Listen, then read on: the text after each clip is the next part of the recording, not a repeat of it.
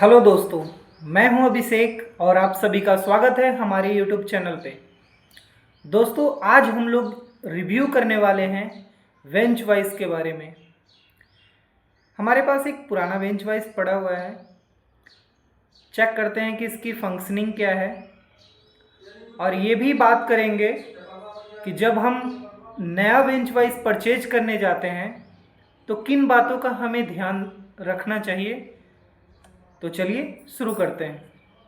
सबसे फर्स्ट में आपके पास इंट्रोडक्शन के लिए बेंच वाइस पड़ा हुआ है, आप चेक कर पा रहे होंगे।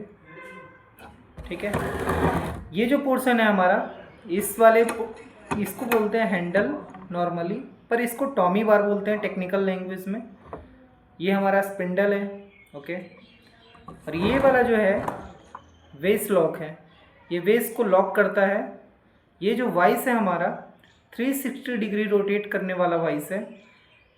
बेस के सहारे ये 360 डिग्री घूम सकता है चारों तरफ। ओके, इससे क्या होता है कि जब हमारे पास जगह कम होती है और जो हमारा वर्क है वो रॉड जैसे हमारे पास है, काफ़ी लंबा है, हमारे पास जगह कम है और एक ऐसा एरिया भी है जहाँ पे रॉड अच्छे से फिट बैठ रहा है, तो इसको मूव करके और इस डायरेक्शन में रॉड को रख लें ताकि जो एरिया फिट हो रॉड के लिए उस डायरेक्शन में इसको आप रख सकते हैं और उसके बाद यूज कर सकते हैं।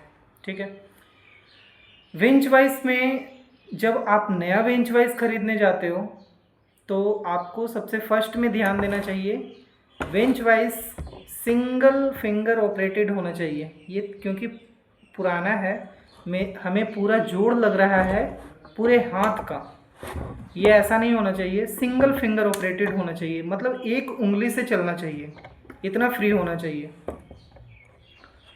ठीक है, ओके, ये हमारे पास है।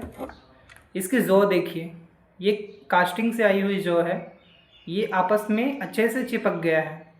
इससे क्या होगा, आप हर छोटी से छोटी चीज़ को अच्छे से क्लैंप कर सकते हैं, पकड़ सकते हैं। ठीक है, बेंच वाइस में जब आप बेंच वाइस खरीद रहे हो तो एक चीज़ हमारा सजेशन है कि 360 डिग्री रोटेट करने वाला बेंच वाइस ही आप खरीदें ताकि कम जगह में भी बड़ा जॉब जो है आप कर सकते हैं। ठीक है, और ये वाला जो पोर्शन है इसको एनविल बोलते हैं।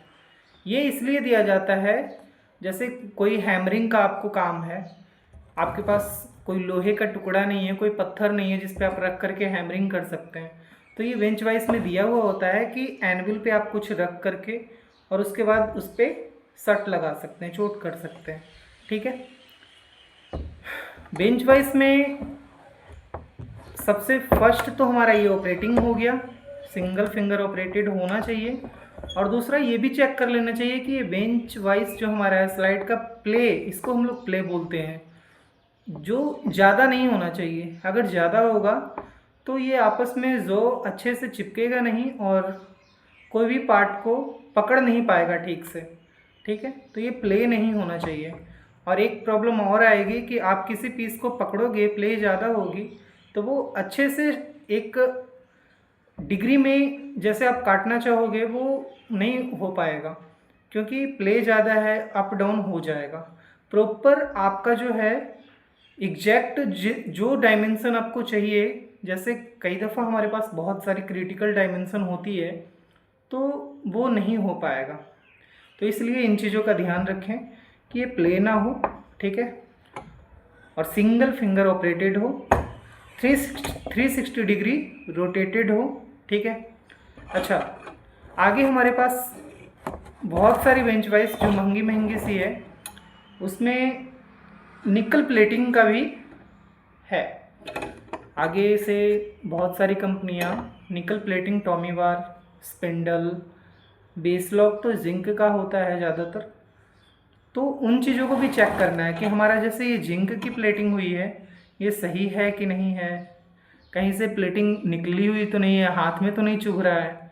ठीक है, निकल प्लेटिंग हो रखी है तो वो कहीं से पील ऑफ तो नहीं है, कहीं से फटा हुआ तो नहीं है। ठीक है, और दूसरी बात, ये वाली जो टॉमी बार की कंडीशन है ये थ्रेड वाली है, इसका जो गोली है टॉमी बार का असेंबल किया गया है और उसके बाद इस पर हैमर लगाया गया है।